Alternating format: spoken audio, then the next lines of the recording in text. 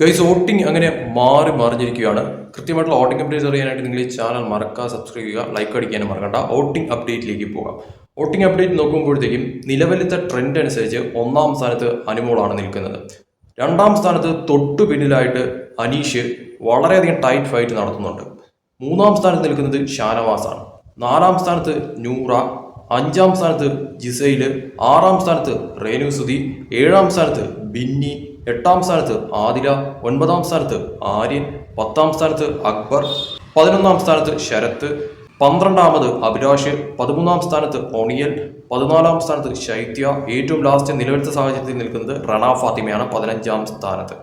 ഏത് നിമിഷമാണെങ്കിലും സ്ഥാനങ്ങൾ മാറി മറിയാം. വോട്ടിംഗ് അത്രയ്ക്കും കടുത്തിരിക്കുകയാണ്. അത് മാത്രമല്ല, ഒന്നാം സ്ഥാനവും രണ്ടാം സ്ഥാനവും തമ്മിൽ ഒരു കടുത്ത പോരാട്ടം, ഒരു കോമണറും അതോടൊപ്പം തന്നെ അനുമോളും തമ്മിലുള്ള ഒരു കടുത്ത പോരാട്ടമാണ്. അനീഷ് അത്രയ്ക്കും വലിയ തോതിലുള്ള ഒരു വോട്ട് മുന്നേറ്റം നടത്തുന്നുണ്ട്.